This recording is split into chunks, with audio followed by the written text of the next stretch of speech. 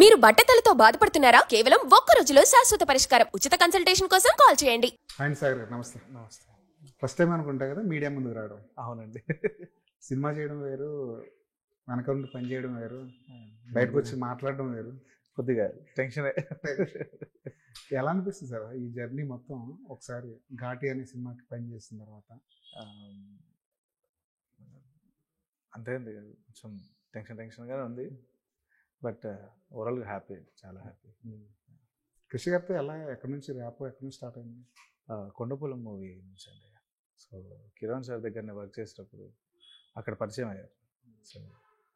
So నా works నచ్చి so continue చేశారు. యాడ్ ఫిలిమ్స్ అని అది చాలా ఇచ్చారు. తర్వాత ఇంకో వెబ్ సిరీస్ బ్యాక్గ్రౌండ్స్ కూడా చేయించారు. దాని తర్వాత ఇంకా ఘాటి. అంటే కీరవాణి గారి దగ్గర చాలా పెద్ద బ్యాచ్ ఉంది అక్కడ. మీరే స్పెసిఫిక్గా కృషి గారి కళలో పడ్డానికి కారణం అంటే అది రిథమ్స్ చేయబట్టేవారు. ఎందుకంటే కొండపొలంలో చాలా సీక్వెన్సెస్ మీరు రిథమిక్ వినుంటారు. సో ఆ రిథమ్ ఎలిమెంట్స్ అలా వాడడం అది చెప్పారు నాకు, ఆయన చెప్పారు. అండ్ సార్ కూడా మా బ్యాండ్ షోస్కి వచ్చేవారు. సో ఎలిజియం బ్యాండ్లో ఏమన్నా డ్రమ్మర్. సో ఆ షోస్కి వచ్చేవారు. అక్కడ కూడా హిట్ టోల్డ్ మీ లైక్ బాగా ప్లే చేస్తావు. సో అలా. మీరు రిథమ్ స్పెషలిస్టా దగ్గర? అలాని కాదండి, మొత్తం కంప్లీట్గా చేస్తాను. But rhythm is strength for me. ఆ బ్యాండ్ ఎక్స్పీరియన్స్ ఎలా ఉండదండి? ఎక్కడ చేసేవారు బ్యాండ్స్? బ్యాండ్స్ అంటే లైక్ ఇంతకుముందు లైవ్ షోస్ ఎక్కువ చేసేవాడిని. ఎక్కడ? రెగ్యులర్గా అంత ప్లేబ్యాక్ సింగర్స్కి వాళ్ళకి అండ్ మా అమ్మ వాళ్ళతో, అది స్టార్టింగ్. అండ్ దెన్ ఈ ప్లేబ్యాక్ సింగర్స్తో స్టార్ట్ చేశాను. దెన్ లైవ్ షోస్ కోసం మణిగారి దగ్గర జాయిన్ అయ్యాను. ఇంకా అక్కడ జాయిన్ అయ్యి ఆ షోస్ చేసుకుంటూ ప్రోగ్రామింగ్ నేర్చుకొని అలా స్టార్ట్ అయింది ప్రోగ్రామింగ్ కెరియర్. తమన్ గారి దగ్గర కూడా వర్క్ చేశాను. చేశాను. ఏం చేశారు ఆయన గారు? ప్రోగ్రామింగ్ చేశాను, కీబోర్డ్ ప్రోగ్రామింగ్ చేశాను. చాలా మూవీస్కి వర్క్ చేశాను. అటు మణి శర్మ గారు, కీరవాణి గారు, తమన్ గారు, ఇంకెవరున్నారు? అనూప్ గారు కూడా చేశాను. అనూప్ గారు కూడా చేశాను. కర్ణాటకలో మన అర్జున్ జన్య గారు, ఆయన కూడా చేశారు. అంటే ఒక్కొక్కరితో ఒక్కొక్క స్కూల్ కదండి. తమన్ గారు, కీరవాణి గారు, మణి శర్మ గారు, అనూప్, వీళ్ళందరూ వేరే డిఫరెంట్, అంటే డిఫరెంట్ అప్రోచ్ ఇన్ మ్యూజిక్. వాళ్ళందరి దగ్గర నుంచి ఏం నేర్చుకున్నారు? ముఖ్యంగా కీరవాణి గారి దగ్గర. కీరవాణి సార్ దగ్గర నేర్చుకున్నాను అంటే ఇదే అండి. ఆయన సార్ యాక్చువల్గా మూవీ చూస్తే ఆయన అటాచ్ అయిపోయి ఆయన ఇన్వాల్వ్ అయిపోయి ప్రతిదీ డీటెయిల్గా చెప్తారు సార్. ఇక్కడి నుంచి ఇక్కడికి ఇది రావాలి, point to point, pin to pin చెప్తారనమాట. సో ఆ మూవీని అలా అనలైజ్ చేస్తారు. సో అదే ఆయన దగ్గరే నేర్చుకున్నాను. పనిచేశారు మీరు? లేదు, ప్రాజెక్ట్ కదా, పనిచేస్తుంటే బాగుండేది అనిపించాలి. అప్పుడు తమిళ దగ్గర వేరే వర్క్ చేస్తుండే, మిస్ అయిపోయారు. కీరవాణి గారికి ఒక రకంగా మీ గురువు గారికి ఆస్కార్ అవార్డు వచ్చినప్పుడు మీ ఫీలింగ్ ఏంటి? అంటే ఆబ్వియస్లీ అండి, ఆస్కార్ తీసుకురావడం అంటే మామూలు విషయం కాదు. ఇంకా అది so proud moment for whole India to get an Oscar. So hats off Kiran sir. Naatu Naatu అనే పాటకి ఆస్కార్ వచ్చినప్పుడు రకరకాల డిబేట్ జరిగింది. దాని గురించి డిబేట్ జరిగింది కదా, మీరు ఏ యాంగిల్లో ఈ పాటకి ఆస్కార్ స్థాయి వచ్చింది అనుకుంటారు ఒక మ్యూజిషియన్? బేసికలీ ఇట్స్ రా ట్యూన్ అండి, రా ట్యూన్. దాన్ని అంత సినిమాటిక్గా ప్రజెంట్ చేసి లిరికల్ వైజ్ కూడా అసలు మొత్తం లొకాలిటీ గురించి చెప్తూ అండ్ నెంబర్ ఆఫ్ లిరిక్స్ ఎంతమంది విన్నారు. So it's not a joke అండి. ఒక రా ట్యూన్ని సినిమాటిక్గా ప్రజెంట్ చేసి దానికి ఆస్కార్ తీసుకురావడం అనేది గ్రేట్. దానికి ఎన్టీఆర్, రామ్ చరణ్ వాళ్ళ డ్యాన్స్ మూమెంట్స్ కూడా బాగా హెల్ప్ అయినాయి కదా, అంటే వరల్డ్ వైడ్గా వెళ్ళడానికి. ఆబ్వియస్లీ అండి, వాళ్ళు భలే పర్ఫామ్ చేశారు. ఆ స్టెప్ని ప్రాక్టీస్ చేయడానికి చాలాసార్లు ట్రై చేశాను, కానీ నా వల్ల అవ్వలేదు. మీరు చేశారా? నేను ట్రై చేశాను, అవ్వలేదు. మా దినకర్ అన్న నేను ఇద్దరం అలా పెట్టుకొని ట్రై చేస్తుంటే ఆయన క్యారీ ఆన్ అయిపోయాడు, నేను పడిపోయాకిద్దా. సింగర్ కూడా సార్? లేదు, ఓన్లీ కంపోజర్. ఓన్లీ అంటే మామూలుగా మ్యూజిక్ డైరెక్టర్స్ అందరూ సింగర్స్ ఇన్బిల్ట్ సింగర్ ఉంటాడు వాళ్ళలో. అంటే మనం అనుకున్న ట్యూన్ చెప్పగలను సార్. అంతేగాని మిగతా పాటలు పాడమంటే కొంచెం కూనీ అవుతాయి. పాడలేదు. జంగిల్స్ చేశారా? జింగిల్స్ చేశాను. ఎన్ని చేస్తుంటారు? తక్కువే సార్, యాక్చువల్లీ ఒక 50-60 చేస్తుంటాను. ఏంటి సార్ మోస్ట్లీ కృషి గారు చాలా చేశాను. ఏంటి సార్ ఇప్పుడు ఒక జంగిల్ చేయడానికి ఒక పాటకి ట్యూన్ చేయడానికి ఏంటి ఆ డిఫరెన్స్ ఏంటి? పాట యాక్చువల్లీ రెండిట్లో ఒక కామన్ పాయింట్ ఏంటంటే సార్, హుక్ బిట్. ఒక అంటే ఇది వినగానే ఈ పాట, ఇది వినగానే ఈ అడ్వర్టైజ్మెంట్ అని తెలియడానికి హుక్ బిట్ అనేది ఒకటి ఉంటుంది. దాంట్లో ఇప్పుడు జింగిల్లో ఏంటంటే very short span of time ఉంటుంది. 30-40 సెకండ్స్లో ఆ బిట్ రిజిస్టర్ అయిపోవాలి. దాన్ని అలా డిజైన్ చేయాలి. సాంగ్లో మనకి 2-3 టైమ్స్ వస్తుంది హుక్ బిట్. అది అలాగా కమర్షియల్ యాడ్స్ దాని వెనకాల ఉన్న జింగిల్స్ మనకు ప్రతిరోజు ఏదో టైంలో మనం వింటూనే ఉంటాం. నిజంగా ఈ జింగిల్ వీళ్ళు చేశారా అనిపిస్తుంటుంది, మనకు తెలియదు కాబట్టి, దానికి అంత ప్రాచుర్యం రాదు కాబట్టి. మీకు అలా జింగిల్స్ చేసే వాళ్ళలో ది బెస్ట్ మ్యూజిక్ డైరెక్టర్ అంటే ఎవరు చెప్తారు? అంటే యాక్చువల్లీ చాలా మందితో పరిచయం లేదండి నాకు. మీరు చాలా చాలా చూసుంటారు కదా, కమర్షియల్ యాడ్స్ అవన్నీ చాలా చూసుంటారు కదా. ఇది భలే చేశారు, ఇది భలే హుక్కు పట్టుకున్నారు అనిపించింది ఏదో ఏదో ఉంటుంది కదా. నాకైతే అది కామెడీగా చెప్పాలంటే నిర్మా అసలు ఎక్స్ట్రా అది చనిపోయిన తర్వాత మర్చిపోలేదు దాన్ని. అలా ఉంటుంది అది. సో అలా ఎయిర్టెల్ జింగిల్, ఎయిర్టెల్ రెహమాన్ గారు చేశారు. రెహమాన్ గారు చేశారు కాబట్టి తెలిసిందేమో మనకి. అది ఎయిర్టెల్ అండి. అవును, ఎయిర్టెల్ తెలిసిందేమో. అంతే కదా సార్, అంత పెద్ద స్టార్ చేశారు కాబట్టి. మామూలుగా డెబ్యూ చేస్తున్నప్పుడు మ్యూజిక్ డైరెక్టర్ ఒక మంచి లవ్ స్టోరీ అయితే చేద్దామని ఉంటుంది.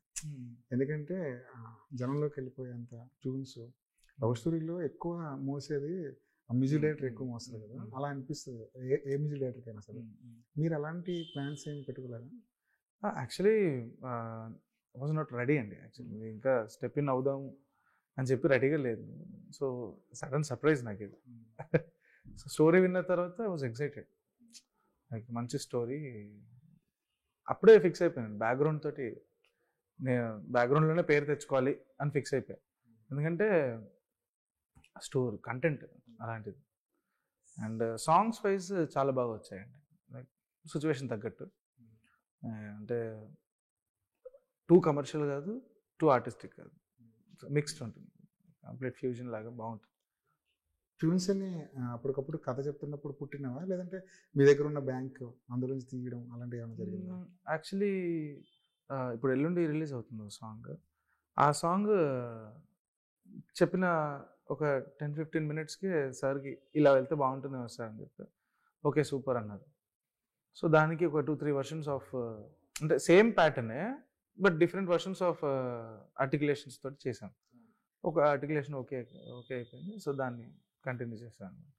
మిగతావన్నీ కొంచెం టైం తీసుకున్నాను. లైక్ మూవీ చూసిన తర్వాత ఈ ప్లేస్లో ఒక సాంగ్ కావాలని ముందే డిసైడ్ అయ్యాము. But A portion correct point దాన్ని బట్టి అక్కడిదక్కడ దాన్ని ట్యూన్ చేసి దానికి కొంచెం టైం తీసుకొని మీరు చెప్పిన సిచ్యువేషన్కి ఇప్పుడు కనిపిస్తున్న సీన్కి ఏం డిఫరెన్స్ ఉంది అది ఎంత అనలైజ్ చేసుకొని చేయాల్సి వచ్చింది కొన్ని. యాక్చువల్గా అంటే మీరు చెప్పిన మాటలను బట్టి మ్యూజిక్ డైరెక్టర్ అవ్వడానికి మీరు రెడీగా లేరు కదా. యాక్చువల్ ఫస్ట్ రెడీగా లేరు. కానీ కృషి గారు వచ్చి ఈ సినిమాకి నువ్వే మ్యూజిక్ డైరెక్టర్ అన్నప్పుడు మిమ్మల్ని మీరు ఎలా ప్రిపేర్ చేసుకున్నారు? యాక్చువల్లీ చెప్పగానే నేను మ్యూజిక్ డైరెక్టర్ ఏంటి సార్ అని, చేయగలుగుతావు నువ్వు చెయ్యి అంతే, నువ్వు చేస్తున్నావు ఈ సినిమా నువ్వే చేస్తున్నావు అన్నాడు. సో దెన్ సార్ నాకు 2 days టైం ఇవ్వండి, నేను సడన్గా చెప్పలేను డెసిషన్ అంటే. సరే టేక్ యువర్ టైం అని అన్నారు. నేను ఆలోచించాను. అంటే జనరల్గా నా లైఫ్లో అన్నీ సడన్గా జరిగాయి సార్. ఏది అంటే ఒక కైండ్ ఆఫ్ లక్కీ అనుకోవాలి. నేను అన్నీ సడన్ పెళ్ళి సడన్గానే అయిపోయింది. తర్వాత గ్రేడ్ ఎగ్జామినేషన్ దాంట్లో వరల్డ్ టాపర్ అది సడన్గా. తర్వాత మనీ సార్ దగ్గర జాయిన్ అవ్వడం అది సడన్గా జరిగింది. ఇప్పుడు ఇది సడన్గా అవుతుంది. సరే జరగని నేను కూడా ఇంకా సార్ దగ్గరికి వెళ్ళి okay sir I will do that అని చెప్పాను. మామూలుగా అయితే ఇప్పుడు పెద్ద టాస్క్ ఏమైపోయిందంటే ఇది వరకు మ్యూజిక్ డైరెక్టర్ అంటే పాటలు వినిపిస్తే పాటలు హిట్ అయితే చాలు అనుకునేవాళ్ళు కదా. ఈ మధ్య ఏమైపోయింది, థియేటర్లో ఆ ఎలివేషన్ స్కోరు, ఆ బ్యాక్గ్రౌండ్, దీని మీద ఎక్కువ ఫోకస్ పెట్టడం స్టార్ట్ చేశారు. ఈ అనిరుద్ధ్, తమన్నా వీళ్ళందరూ వచ్చేసిన తర్వాత దీనికి ఎక్కువ ఇంపార్టెన్స్ ఇచ్చడం మొదలెట్టారు. అది ఒక కొత్త అప్కమింగ్ మ్యూజిక్ డైరెక్టర్గా మీ మీద ఎంతవరకు ప్రెజర్ తీసుకొస్తుంది సార్? అది ప్రెషర్ అని కాదు సార్, యాక్చువల్గా మీరు రా ఫుటేజ్ చూసినా, మీరు మ్యూజిక్ లేకుండా చూసినా సీన్స్ అయినా అలా ఎలివేటెడ్గా ఉన్నాయి, అసలు ఎక్కడ వెళ్ళి పెట్టడానికి లేదు. సో దాన్ని మనము ఆ సీన్ని డామినేట్ చేసినట్టు ఉండకూడదు అంతే. సో నేను అదే క్యారీ చేశాను మొత్తం, అంటే ఉన్న సీన్ని డామినేట్ చేయకుండా దానికి సపోర్ట్ ఇవ్వడానికి ట్రై చేశాను. But everything came out well sir. కృషి గారు కూడా పాటలు రాసుకుంటున్నారు. అవును సార్, 3 పాటలు కృషి గారు రాశారు, 3 పాటలు యేసుమూర్తి గారు రాశారు. ఏంటి కృషి గారు ఈ పాట ఎందుకు రాయాలంటే ఏం చెప్తారు మీరు ఒక యాజ్ ఎ మ్యూజిక్ డైరెక్టర్గా? Because he knows the story, situational songs, so he can convey better. Keeravani గారు కూడా మంచి లిరిసిస్ట్ కదా, ఆయన అవును కూడా చాలా మంచి పాటలు రాస్తారు. వేదంలో కూడా ఆయన మంచి పాటలు రాస్తారు. ఆ స్కిల్స్ ఏమి అవ్వలేదు మీకు? ఆయనతో పని లేదు చేస్తా లేదు, అంత సబ్జెక్ట్ లేదు సార్. ఇంత పెద్ద మ్యూజిక్ డైరెక్టర్స్ కదా, కీరవాణి గారు, మణిశర్మ గారు, వాళ్ళతో వర్క్ చేయడం ఎలా ఉంటుంది సార్? స్మూత్గా ఉంటుందా, లేదంటే వాళ్ళు ఏదో టీచర్ లాగా మీరు ఏదో స్టూడెంట్ లాగా ఇలాంటి ఎన్విరాన్మెంట్ ఏమైనా ఉంటుందా? డెఫినెట్లీ టీచర్ స్టూడెంట్ ఎన్విరాన్మెంట్ ఉంటుంది, అండ్ ప్రెషర్ అంటూ ఉండదు. వాళ్ళు ఇబ్బంది పెట్టరు, టైం ఇస్తారు. నాకు ఈ పోర్షన్లో ఇది చేయాలా అని చెప్పి టైం ఇచ్చేస్తారు, అందులో చేసి ఇచ్చేస్తారు, ప్రెషరే ఉండదు. కానీ గురు శిష్య ఇది మాత్రం కంపల్సరీ ఉంటుంది, కంపల్సరీ నేర్చుకుంటాం కదా, నేర్చుకోకుండా అయితే ఉండవు. అది వాళ్ళకి తెలిసి చెప్పినా తెలియక చెప్పినా మనం నేర్చుకున్నది మాత్రం మనం నేర్చుకుంటాం. మీ వర్క్ని అప్రిషియేషన్ చేసిన సందర్భాలు ఏమున్నాయి సార్? కీరవాణి గారు కానీ, మణిశర్మ గారు కానీ? ఉన్నాయి సార్, చాలాసార్లు. లైక్ మనీ సార్ ఏదో ఒక క్లారినెట్ బిట్ ఏదో ప్లే చేశాను ఒకసారి, ఫోన్ చేసి రే క్లారినెట్ నువ్వే ప్లే చేసావా లైవా అన్నాడు. నేను కీబోర్డ్ ప్లే చేసాను. అవునా, వెరీ గుడ్ వెరీ గుడ్, చాలా బాగా వచ్చింది, ఆయన అప్రిషియేట్ చేశారు. కీరవాణి సార్ కూడా చంద్రముఖి 2 దానికి వర్క్ చేసినప్పుడు ఒక సాంగ్కి ప్రోగ్రామింగ్ చేశాను. సో వాసు గారికి బాగా నచ్చింది ఆ పోర్షన్, అంత నచ్చితే అది చాలా బాగుంది నల్లా இருக்குது అంటే కిరణ్ సార్ చూసి ఇలాగా అన్నారు. అదొకటి. తర్వాత తమన్నకి వర్క్, రీసెంట్ వర్క్ అంటే అన్నపూర్ణి తర్వాత మ్యాట్ 2 బ్యాక్గ్రౌండ్ స్కోర్ చేశాను. సో దానికి కూడా మొత్తం చేయలేదు, 2 reels. So very good job రా, బాగా చేసావు, send me this time sir, he was also appreciating. కానీ మధ్యలో పోర్షన్ చేయడం చాలా ఇబ్బంది కదా మ్యూజిక్ డైరెక్టర్కి, ఎందుకంటే మొత్తం టోటల్ ఫీల్ని అర్థం చేసుకుని చేయాలి.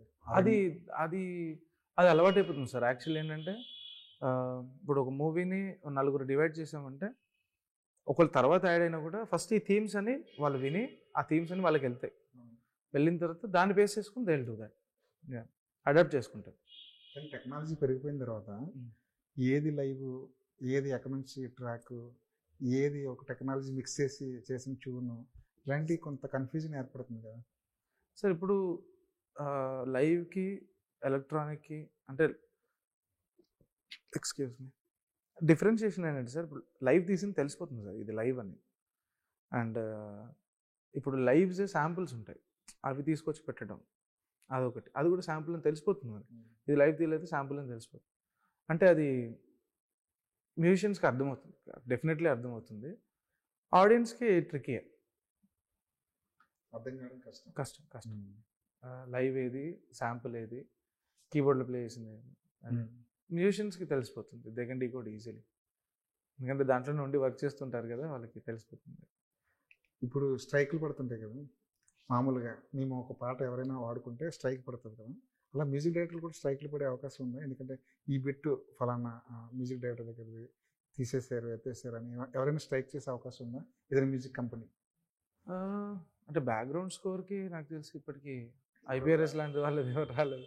And background score is way different అండి. Like if you need the pulse to continue, ఆ పల్స్ కంటిన్యూ అవుతుంటుంది, అట్లా చాలా సినిమాల్లో కంటిన్యూ అవుతుంటుంది, దానికి మనం అబ్జెక్ట్ చేయలేము.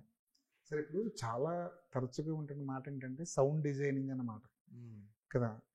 యాక్చువల్గా ఇది వరకు సౌండ్ డిజైనింగ్ అన్నది సపరేట్గా ఉండేది కాదు, మ్యూజిక్ డైరెక్టర్లే సౌండ్ డిజైనింగ్ కూడా చేసేవాళ్ళు.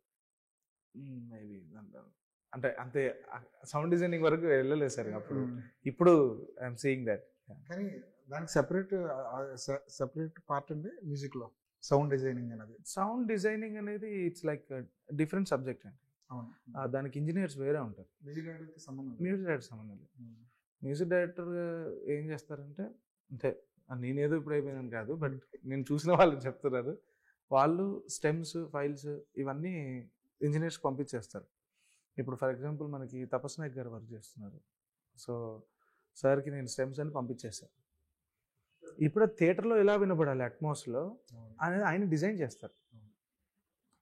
లైక్ ఏ ఇన్స్ట్రుమెంట్ ఎలా రావాలి, డైలాగ్స్ ఎక్కడ రావాలి, తర్వాత ఏదన్నా రోల్ అయిన ఇన్స్ట్రుమెంట్స్ ఉంటే ఎలా రోల్ అవ్వాలి, ఇదంతా ఆయన డిజైన్ చేస్తారు. So that's a complete different subject, sound engineering, sound design. మనకి ఏంటంటే మ్యూజికల్గా వీల్ డిజైన్ మ్యూజిక్ స్ట్రక్చర్, దీనికి ఏ టోన్స్ వాడాలి అది ఇది అని చెప్పి. సో అలా సౌండ్ ఇంజనీర్స్ అంటే చూసుకునేది. మీ ఫేవరెట్ మ్యూజిక్ డైరెక్టర్ ఎవరు? నాకు ఇళయరాజా సార్. ఒక జనరేషనే చెప్పే మాట అది, జనరేషన్లే, ఒక జనరేషన్ కాదు, జనరేషన్లో చెప్పే మాట ఇది. ఇంకేం మాట్లాడలేము. ఇప్పుడు ఒకవేళ మీ కార్లో వెళ్తూ నాన్ స్టాప్గా ఒక 10 hours జర్నీ అనుకోండి, ఏ సినిమాలు ప్లే అవుతుంటాయి, ఏ పాటలు ప్లే అవుతుంటాయి, ఏ సినిమాలో? జస్ట్ రాజా సార్ హిట్స్ అంతే. రాజా సార్ హిట్స్ అంటే జనరల్గా Rahman sir, Mani sir tunes బాగా వింటుంటాను. మనీ సార్ నాకు మోస్ట్ ఫేవరెట్ సాంగ్స్ చాలా ఉన్నాయి కొన్ని, అది వింటాను. తర్వాత రెహమాన్ సార్ పాతవి 90s ఆ టైంలో చేసినవి కొన్ని మెలడీస్, ఇంకా ఆబ్వియస్లీ రాజా సార్ది ఇవే ప్లే అవుతాయి. అండ్ ఓల్డ్ హిందీ సాంగ్స్ వింటానండి బాగా. ఎవరు ఏ మ్యూజిక్ డైరెక్టర్? ముఖేష్ గారివి, తర్వాత మహమ్మద్ రఫీ గారివి ఇలా వింటుంటాను. లతా మంగేష్కర్ పాతవి. రాజగారి పాటలో తక్కువ చెప్పమంటే ఒక పాట, అరే భలే చేశారే, ఇప్పటికీ మనం చేయలేము ఇంత క్వాలిటీతో అనిపించేది ఏదైనా ఉన్నా? ఎక్స్పెరిమెంటల్గా అంటే సుమం ప్రతి సుమం సాంగ్ ఉంది సార్. దాంట్లో ఒక టోన్ వస్తుంది, అది నార్మల్గా వింటే మనకి ఏంటిది అనిపిస్తుంది, కానీ ఆ సాంగ్లో పడిన తర్వాత అది ఎక్స్ట్రాడినరీ ఎక్స్పెరిమెంట్ సార్ అదొకటి. తర్వాత ఆ డిఫరెంట్ ప్యాటర్న్, అది 369 అది డిఫరెంట్ ప్యాటర్న్, అది ఇట్లాంటి ఎక్స్పెరిమెంట్స్ భలే ఉంటాయి సార్. వంశీ ఇళయరాజా అంటేనే ఏదో ఒక ఎక్స్పెరిమెంట్ వచ్చేస్తుంటుంది, కానీ వాళ్ళ ట్యూన్స్ కూడా చాలా భలే గమ్మత్తుగా ఉంటాయి కదా. వంశీ గారి పాట ఇదని చాలా ఈజీగా చెప్పచ్చు. అండ్ మన Shiva background score extraordinary. So అలా బ్యాక్గ్రౌండ్ స్కోర్ కూడా అలా వాడుకోవచ్చా అన్నది తెలుగు సినిమాకి నేర్పించారు, ఇండియన్ సినిమాకి నేర్పించారు. ఇది వరకు మ్యూజిక్ డైరెక్టర్ పైన చాలా సులభంగా ఉండేది బ్యాక్గ్రౌండ్ స్కోర్ విషయంలో, అంటే పెద్ద ఎక్స్పెక్టేషన్స్ ఏమి ఉండేవి కాదు. పాత సినిమాలు మనం చూస్తుంటాం, ఎక్కడో తప్ప ఒక బ్యాక్గ్రౌండ్ బిట్ ఎక్కడో తప్ప వచ్చేది కాదు. ఇప్పుడు ప్రతి సీన్ కి, ప్రతి షాట్ కి ఒక ఎలివేషన్, ఒక బ్యాక్గ్రౌండ్ ఏదో ఇవ్వాల్సి వస్తుంది. చాలా టఫ్ టాస్క్ ఒక రకంగా ఇవ్వాల్సి వస్తుంది. Bit challenging. సింగర్స్ లో ఎవరండి? బాలుగారు, చిత్రమ్మ. బాలు గారిని రిప్లేస్ చేసే వాయిస్ అయితే రాదేమో, కష్టం.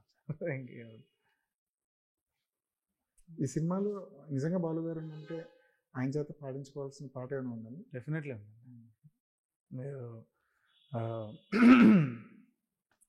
ఇంటర్వెల్ తర్వాత ఒక సీక్వెన్స్ ఉంది, దానికి బాలుగారు అంటే చాలా బాగుంది. బాలుగారు వెళ్ళిపోయిన తర్వాత చరణ్ మీద ఎక్కువ డిపెండ్ అవుతున్నారు కదా మన మ్యూజిషియన్స్. అంటే ఇంత ఐడియా లేదు యాక్చువల్లీ. మీరు గ్రేడ్ ఏదో ఎగ్జామ్లో టాపర్ అని చెప్తున్నారు, అది Trinity college of London drum kit grades చేశాను. So 8th grade was the world topper 2012. Okay, 2012లో. స్కోర్డ్ 97/100. ఎంతమంది రాసుంటారండి ఎగ్జామ్ వరల్డ్ వైడ్ యాక్చువల్లీ నేనేమనుకున్నానంటే world wide only drum kit జోన్లోనే I got 97 and world top score అనుకున్నాను.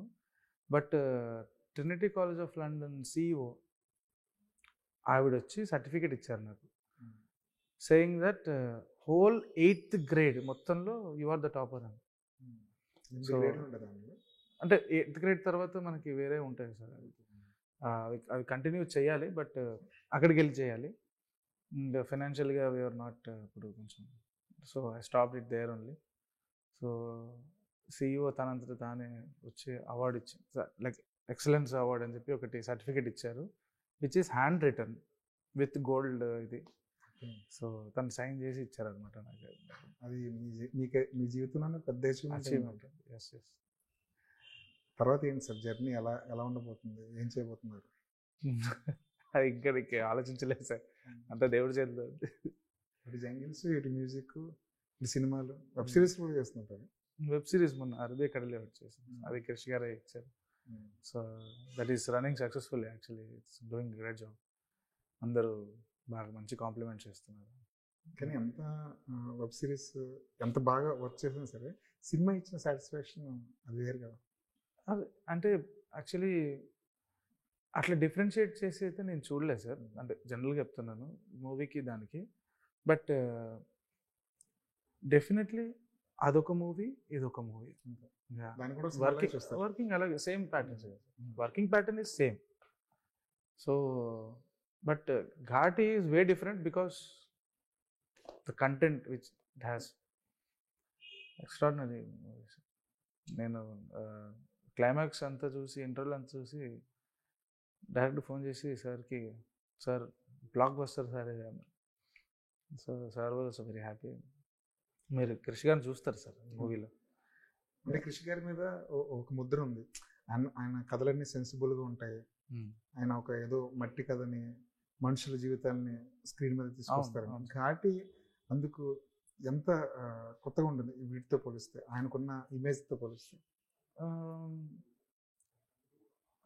అది actually ఇప్పుడు ఈ మూవీలో ఏంటంటే సార్ మీరు అన్నట్టే ఒక నేచర్కి దగ్గరగాను, ఇప్పుడు సార్ మెంటాలిటీ ఎలా అంటే నేచర్కి దగ్గర ఉండాలి, అండ్ రియాలిటీ అంటే ఏంటి చూపెట్టాలి, అండ్ ఒక ప్రాబ్లం వల్ల ఎంతమంది ఎన్ని ప్రాబ్లమ్స్ ఫేస్ చేస్తున్నారు, దాన్ని ఎలా నిర్మూలించాలి, ఇలాంటివి జనరల్గా సార్ వెతుకునే కాన్సెప్ట్స్ అది ఇందులో ఉంది సార్.